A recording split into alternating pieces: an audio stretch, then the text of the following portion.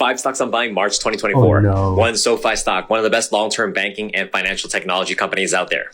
They're showing continued strong growth, beating estimates on revenue and net income, finally becoming a profitable company. As part of a recent debt deal, they're going to save almost $40 million a year. 2, JFIN stock, this Chinese fintech.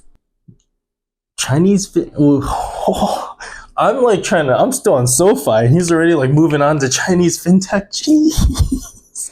What the? Okay. I might get some hate for this, but Sofi, I mean, okay, I can go into a longer video about Sofi, like a much longer video. Like the issue with banks that grow so fast is okay.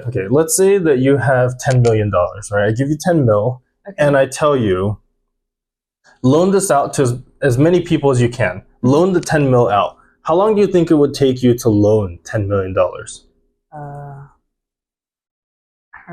Like you just knock on the neighbor's door and say, knock. Hey, I can loan you $2 million. Would you like that? And just keep knocking on people's doors, right? It'll be gone by seconds. Yeah.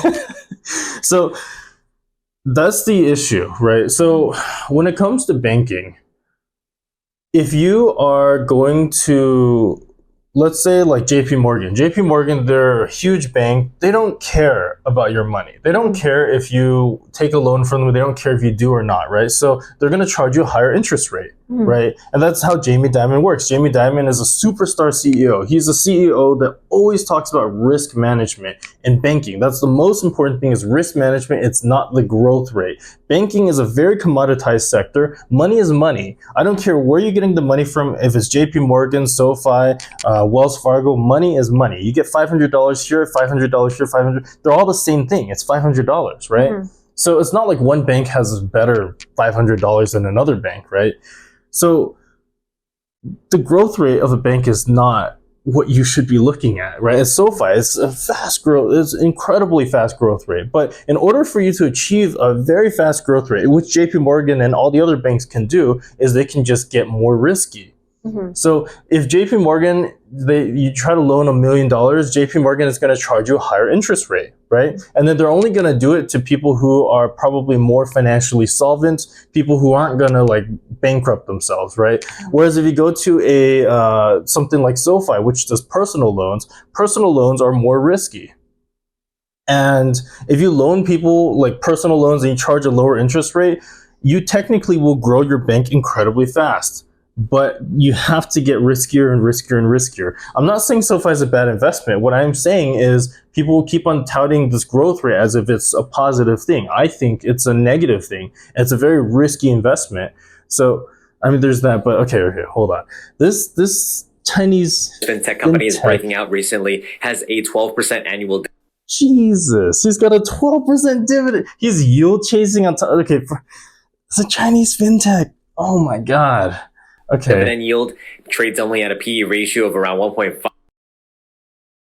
It's okay. Trades at a 1.5 PE ratio. Like, gee, I wonder why the bank is so cheap. Why is it so affordable? 1.5 PE ratio. Interesting. 5, and continues to have very strong financial results. 3, IWM ETF. This index fund trades at a PE ratio of around 12 on average, very undervalued. 4. IWM, so that's the Russell. So he's just bullish on smaller stocks. Okay. I have a lot to say about this as well. Like, if you have a smaller stock, right, the biggest issue with smaller stocks, you can get incredible outperformance if you pick the right small stocks, of course. But the risk with picking smaller stocks is they have less access to capital, right? Like if you're talking about Google, like they can borrow money like it's nothing, right? As opposed to if you're some tiny fintech company or just a tiny company in general, you're going to have a harder time loaning money or borrowing money. And if you borrow money, you're going to have to pay a higher interest rate typically, right? So it's tougher for you to borrow money if you're a small company. On top of that, like the larger companies right now, like the hyperscalers, they have all this cash. They just keep on earning all this cash that they're reinvesting into more growth opportunities, right? These tiny companies, they don't have access to that cash. How can they reinvest what cash they don't have, right? So taking on a loan is already difficult, and they barely have cash to begin with. Like just because a company is small does not mean it can grow much larger, right? Like, I mean, I'm just saying that it's not something where you just say, okay, it's a smaller company, therefore it can grow like 1,000x and then do it. Like, no, there's risk to it still. Mm-hmm. Oh God, it's Perion. This guy's all like financial stocks. It's weird. PERI stock, this ad technology company, is trading at a PE ratio of around 9. Oh my, okay. He just like starts off, he's like, yeah, this one's a 1.5 PE ratio. This is a 9 PE ratio. Mm-hmm.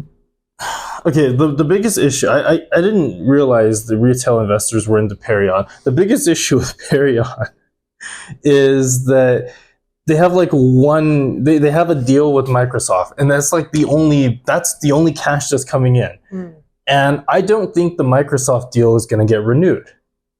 If they don't renew the Microsoft deal, they're cooked. Yeah. It's not just, oh yeah, the PE ratio is 9, it's cheap, we should buy the stock. No, if they don't get their deal renewed, their PE ratio is going to drop to like a 5 next. The stock is going to plummet.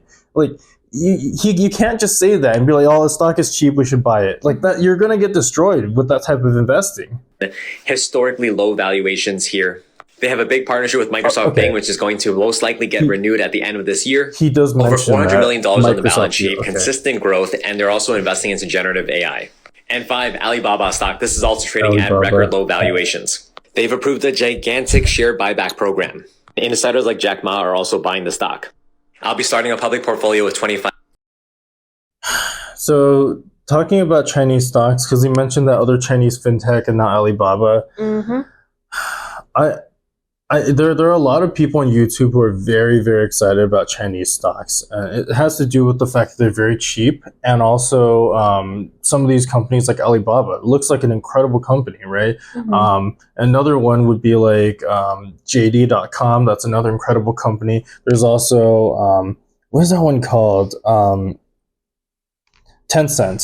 Tencent is another one. Like that one's incredible as well. If I were to buy one, it would probably be Tencent, but I'm not touching any of them. Mm-hmm. The issue is that at the end of the day, the Chinese government themselves has already said, you do not own any share. You own no ownership in the company. So that's my biggest issue with Chinese stocks. And other people in the comment section may disagree with me, and that's fine. But if you have no ownership in a business that you're buying a stock in, because that's literally what buying a stock is. You buy a stock, you become a partial owner of that business. Mm-hmm. You buy the stock to gain ownership. So if the Chinese government tells you, you can buy as much stock as you want, but you will never gain any ownership, that's it for me. I'm out. So I mean, I'm not knocking him, and perhaps the stock will skyrocket in the very near term, especially if Chinese and American relationships improves. I don't know. I can't predict the future, but for me, it's not for me. Thanks for watching a short clip of The Financial Doctor Reacts. To see the full episode, click over here. And to see my next upload, click over here.